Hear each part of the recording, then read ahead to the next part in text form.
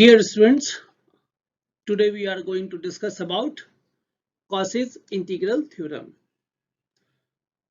So before starting this Cauchy's integral theorem, you need to cover about the analytic function. So how you determine the given function, complex function is analytic or not, and on the basis of that we will have this theorem, that is Cauchy's integral theorem. So let's start the topic and say.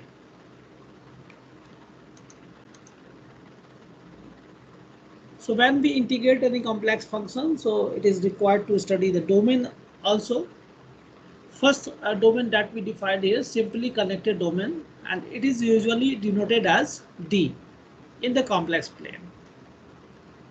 So the every simple closed path in D enclosed by any point of D. So any path, if you select that, every point of that path that belongs to that domain D. So it is a simply connected domain. A domain that is not simply connected, that is called a multiply connected domain. So doubly connected, triply connected, or multiply connected, that we can say. For example, if we go for the interior of an ellipse, or you can select a circle, are example of a simply connected domain, while interior of an analysis that we can define, for example, Z mod of Z, which is greater than 1 less than 2, is doubly connected domain. So that we see in the figure 1, where we can define the simply, doubly and triply connected domain. So this first one is, that is what it is, simply connected domain. So if you choose any path here, path of integration, so that will lie whole in the, suppose you select the point here Z1, and here you select the point Z2. So if you are integrating along the path Z1 to Z2, so your integration is what? Integration Z1 to Z2 if you are selecting, and the path is maybe any like that also. So the whole path that belongs to that domain, and in this path the function is analytic, that we can say. So this is the advantage of simply connected domain D. Same way, this is called a doubly connected. So as we have given the example here, this one, mod of Z is greater than 1 less than 2. So that figure also you can define in such a way, in circular form. So again, what we see, if we choose a point Z1, and here anywhere if you choose a point Z2, and if you connect it, so what we see, it is not related to only one domain. So domain 1 that we can say, and domain 2. So it is a what? Doubly connected domain. So what will happen if your integration Z1 to Z2 and Fz dz, if you write here,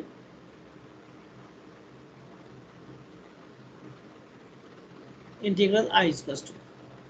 Same way we can study for the triply connected or multiply connected, that we can define.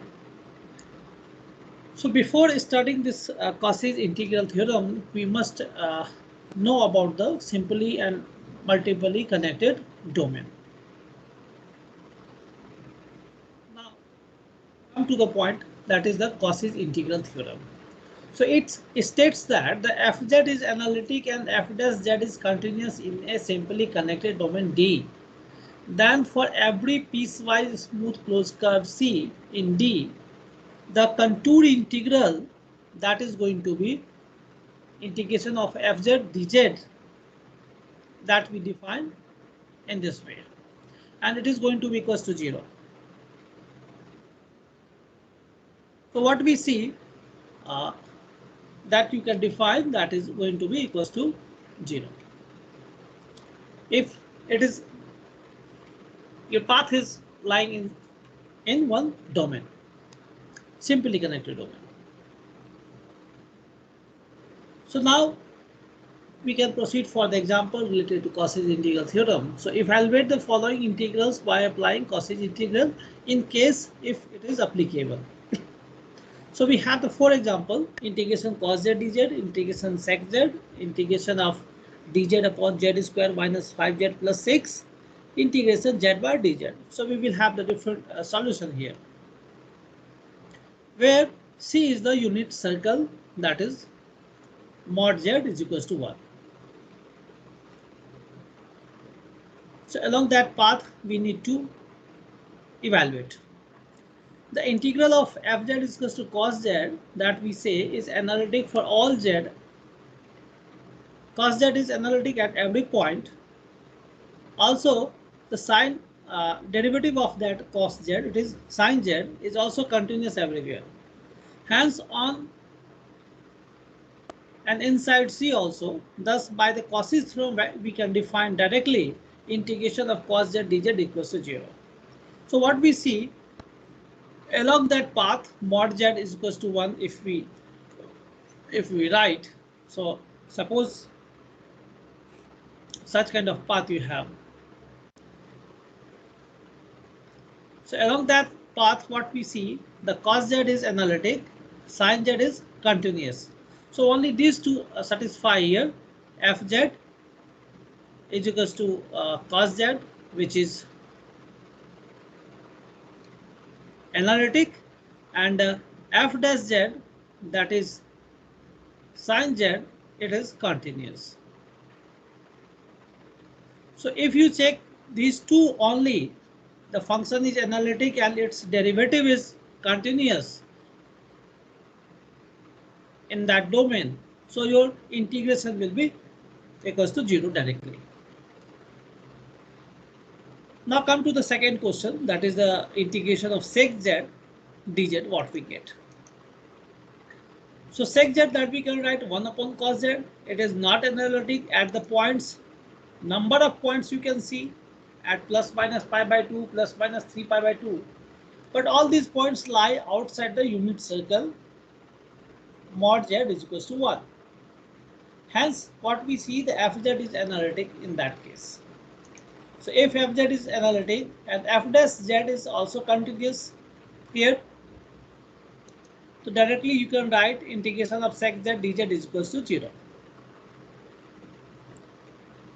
Pi by 2, what we can write, pi by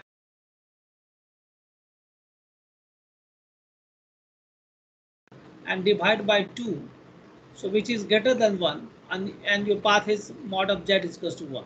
So that's why these points are outside the domain that we define. So inside the domain the function is analytic.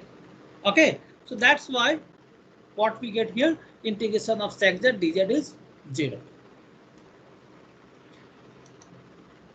Now come to the third point, the integrand fz. It is given as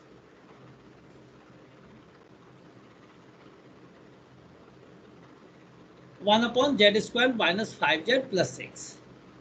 So by having the factor, it is going to be z minus 2 and z minus 3. So now what we can see, if you go to the graph at z is equals to 2 and z is equals to 3, what these are the singular points. But your path is what? Your path is what? Mod z is equals to 1. So what we see along this path, the function is analytic everywhere except z is equals to 2 and z is equals to 3, but it is outside the path. So in that case, what we get, so points which lie outside the unit circle, and we can apply the Cauchy's theorem, it is going to be 0 equals to. So again, here also we can see the direct we can write without integrating, we can write it is equals to 0. Last one was fz is equals to z bar. So what we see, the fz is equals to z bar is not analytic, and hence the Cauchy's integral theorem is not applicable. In fact, about mod z is equals to 1, that we can define. So in that case, what we get, the value. So what do you know, z is equals to, that we can write r e to the power I theta, Here r is 1, so z you can write 1 into e to the power I theta. Therefore, z bar you can write e to the power minus I theta.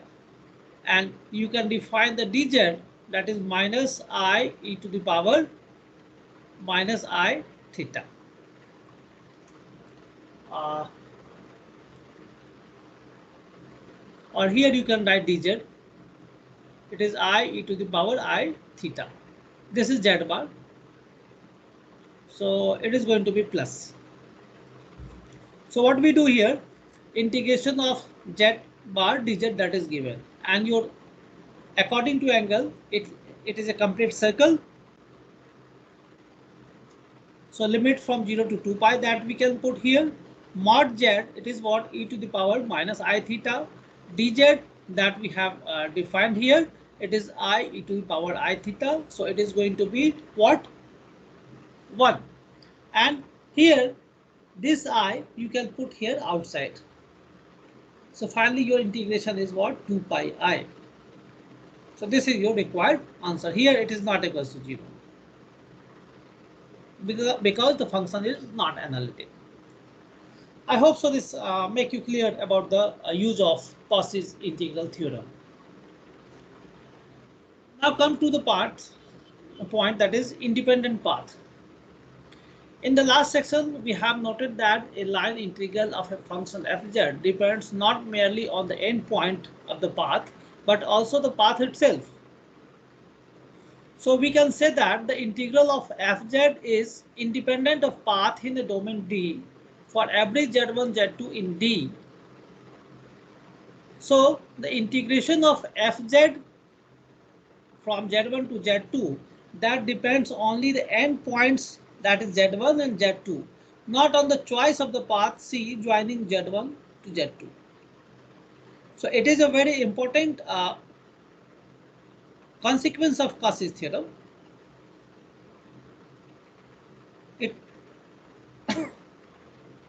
When the line integral is independent of the path in the domain D. So what we see, if we are talking about any domain D we are talking about, and we have selected here the point z1 and we have selected the point z2, and your question is integration from z1 to z2 fz dz. So what we see, actually it is free from the path. So it's depend on the point only, where the z1 and z2 are lying. It is lying inside the domain or outside the domain. That is most important thing. So if z1, z2 both are in the simply connected domain, so Cauchy's integral theorem is applicable directly, and you will get the value, it is 0. I hope so this concept is clear about the independence of path. So according to with the help of independence of path, if fz is analytic in a simply connected domain D, then integration of fz dz with the path C, that is independent of the path for every piecewise smooth curve C lying entirely within the domain D. So that we have discussed in the last slide. So that is the according to theorem that we understand here. So what we see, what we have the path here, it is C1, C2. C1, C2 that we define, either it is clockwise or anti-clockwise, it doesn't matter. You will get the same values here.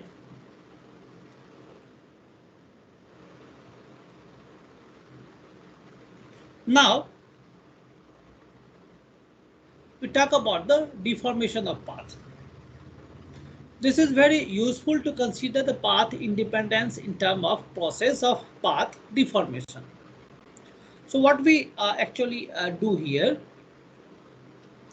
we can visualize the deforming of C1 continuously into C2, keeping the endpoint P and Q fixed. So what we see in this figure, you can see from P to Q we have made such kind of path in different two paths we have made. So it will have the three different domains you can define here. So in that case, integration of fz dz, that will equals to integration of fz dz.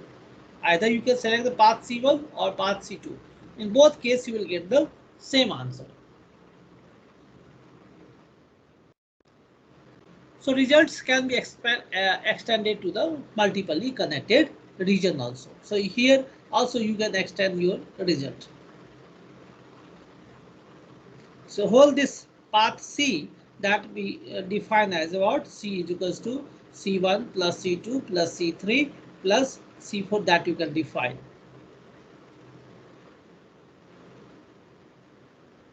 So on the basis of that theorem, what we can define, if fz is analytic on and between the region included in the closed curve C1, C2, C3, etc., then integration of fzc, that will equals to integration of fz along the C1, along the C2, along the C3.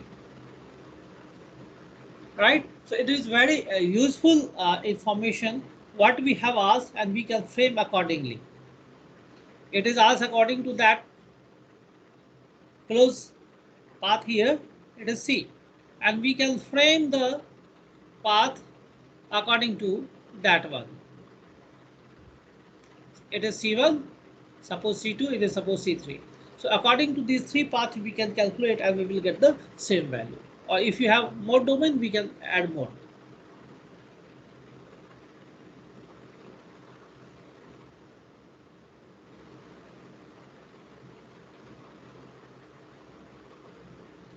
Okay, that path we have shown in the figure also.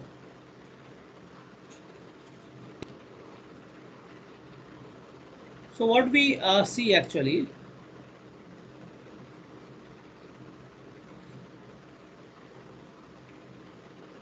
the same thing you can see in the figure 4. So let's take example. Verify that the line integration of z square dz is the same in each of the following cases. Case 1, you can note down because a number of examples, sub examples are there. So you can note down this. C is the straight line OP joining the points 0, 0 and the point 1, 2. So here in figure 5 that you can see, we have selected the 2 point O and P, 0, 0 and 1, 2, and the straight line that we defined for problem 1.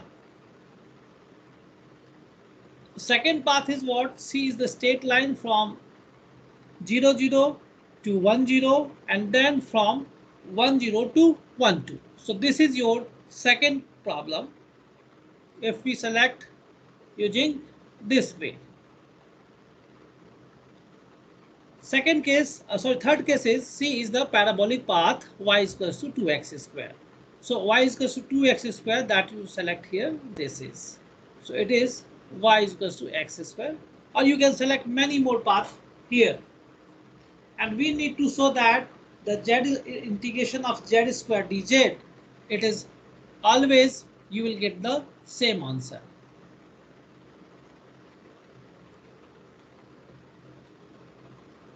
So we have shown these three paths. Now we will calculate accordingly. So first path is what? According to the straight line that we have defined here. This is your O, this is your point P, that is 1, 2.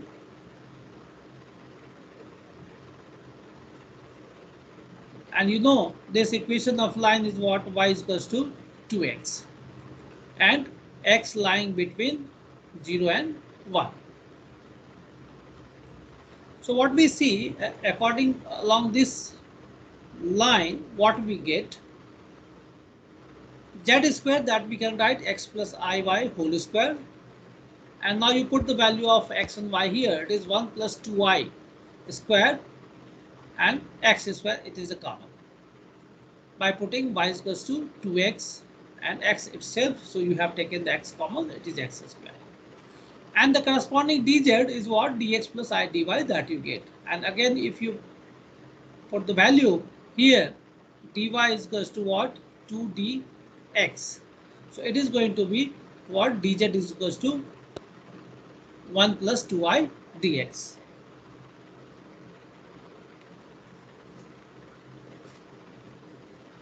Now what we do, simply in the integral part, we put all the values. So your path is what? 0 to 1 according to x. So your limit is 0 to 1. Z squared that we have defined here, 1 plus 2i square x square. So 1 plus 2i, it should be square, x square dx. Okay, sorry, 1 plus 2i is also here. So that's why it is cube. Okay. Okay, fine. So both are the same, 1 plus 2i squared and 1 plus 2i. So it is 1 plus 2i cube that we can have. What we get here by integrating this simply the x square. So it is going to be what? 1 by 3 x cube, 0 to 1 you can put the limit. So it is 1 by 3, 1 plus 2i cube. And now you can simplify it, and the final answer is what? Minus 1 by 3, 11 plus 2i. So this is your required answer. Now, since z square is the analytic in whole domain, so the integration should be free from the path that we know from the theorem. So in the next two path, we should have the same answer according to the theory. So you should remember this answer. It is minus 1 by 3, 11 plus 2i. That should be your answer. So B is what? B, in problem B, it is given that you should go along this direction first, from 0 to 1, and then 0 to 1, 0, 0 to 1, 0, and from 1, 2. So in that case, what we see here, this is the point P you have. It means you are moving in this direction. So you can put C1, C2, two path. So what we see along OA is this is your A point, y0 and x varies from 0 to 1. So z is equal to what we can write here, x plus iy. Since y0, so it is going to be x directly. So z square that you can write directly x square, and dz will be dx. Along this AP, the second path, what we see, x is 1 and y lying between 0 to 2, as we have done earlier also. So in that case, z will be what? 1 plus iy. So z square is what? 1 plus iy whole square. And dz will be what? It is directly I dy that we get. So now your integral will be integration of z square dz along path C, that will equals to integration of z square dz along path C1 plus integration of z square dz along path C2. So it is your path C1, it is your path C2. For path C1, it is varying from x, so x varies from 0 to 1. Z square is x square, dz is dx, that we have defined here. Plus here 1 plus iy whole square, and dz is what? I dy. So that's why I we have taken here outside. Now you need to integrate along x and along y separately. So what we get here, it is going to be 1 by 3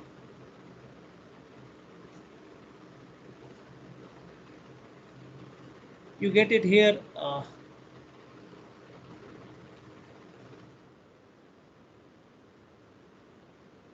1 by 3 plus 1 plus 2i cube by 3 minus 1 by 3 that you got, and finally you get the same answer.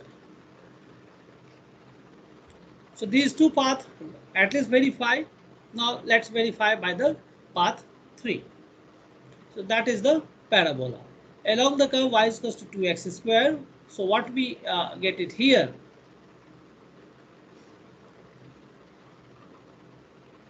so here is the P point 1, 2, it is 0, 0, and along this path y is equal to 2x square, we need to integrate. So in that case, what we see, Z is equal to x plus iy. By putting the value of y is 2x square, what you get here? 2i.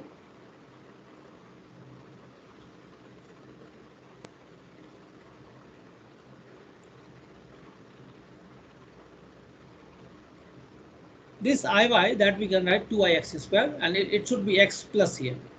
This is the mistake here. So a whole term is what? X plus 2i x square. So thus z square will be what? X square. You can take x, you can take common, so it is x square. So 1 plus 2ix whole square, x square that you get. At the same time, if you go for the dz, so dz will be what? According to this x plus 2ix square, so it is dx plus 4ix dx that you get. So dx you can take common, so it is 1 plus 4ix dx that we have. So now we have z square and we have dz also. So accordingly, okay, we have what we have done here, we have converted z in the form of x. So what should be the integration? So integration of z square dz, that is going to be according to x, limit is what? 0 to 1. And z square is 1 plus 2i x square, x square. This is your dz, 1 plus 4ix dx. This you get. Now we need to integrate this along x. That is the real integration that we have done earlier in the 11th and 12th standard. So what we get, it is going to be, if you do this, it is going to be what? 1 plus 4 I square x square plus 4 I x. So what we can write, it is going to be 1 minus 4x square plus 4i x. And here x square is there, so you can multiply now. Multiply now by x square. So what you get? X square minus 4x to the power 4 plus 4i x. So the same thing is written here. 4ix, cube, and 1 plus 4ix dx. Now multiply these two. So by multiplying, what we get it here. So in the roughly I can write here. Let me check the answer. Okay. So I can add it here. So by multiplying, it is going to be what? It is x squared minus 4x to the power 4 plus 4i x cube. Now multiplying by 4ix, so it is going to be what? 4ix cube. So plus 4ix cube. It is going to be minus of 16i x to the power 5, and it is going to be I into I minus again, so minus 16 x to the power 4. So 16x to the power 4 and 4x to the power 4, that is going to be 20. That I can write here, minus 16x to the power 4. So this term I relate it here. So by adding all this term, what we get? It is x square minus 20x to the power 4. And here you can take I common, so it is going to be 8x cube minus 16x to the power 5. So that we got the same value here. Now integrate it. So by integrating directly, you will get here what? 1 by 3 again, 11 plus 2i. We got the same answer in the last 1 by 3, 11 plus 2i. And here it should be minus. Make it, correct it here. So it should be minus 1 by 3. What we see along these three paths, we got the same answer, minus 1 by 3, 11 plus 2i.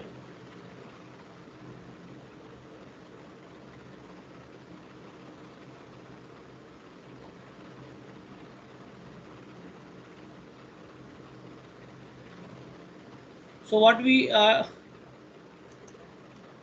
So this verify the theorem, the Cauchy integral theorem, which is free from the path. Now come to the next example. Evaluate integration of 1 upon z minus a dz over any closed path enclosing the given point A. So any path that you select, that is from path A. So what we see in the figure 6, that you can see this path A, A is here. So if you include this, it's connected by the parameterized, since we do not know the contour specifically. So in that case, what we can do, let C be a circle of the radius r with center A, and since the function fz is analytically on between the tau and C. So by the principle of deformation of that path, so what we see, this function is analytic in this domain, right? So by having this, what we understand here, integration of tau 1 upon z minus a dz, that will equals to integration of 1 upon z minus a dz along C. So the contour C, the contour C can be parameterized as z is equals to a plus r e to the power I theta, and theta is moving from 0 to 2 pi. So by having that 1 upon z minus a, that you can write 1 upon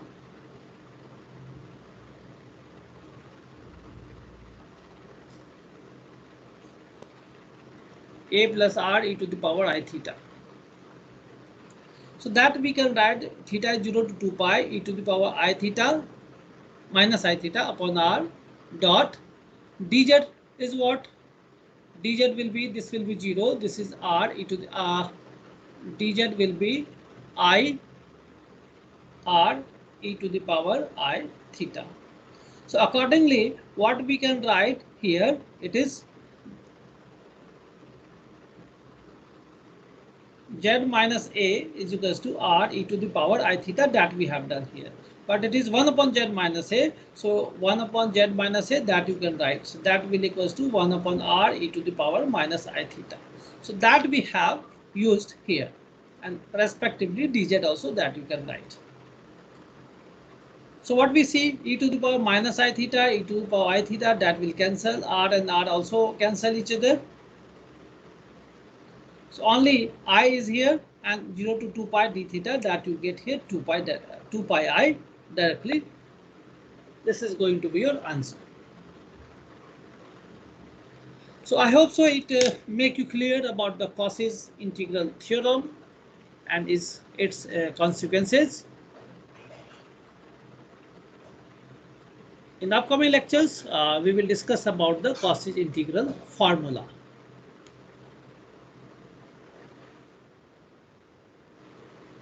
So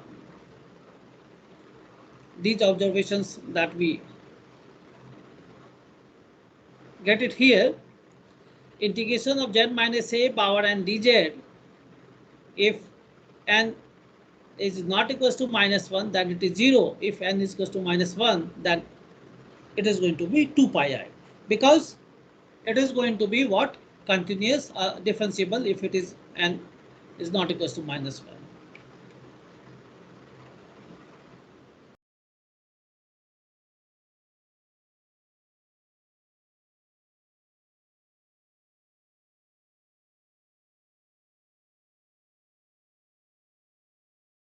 Cauchy's integral theorem.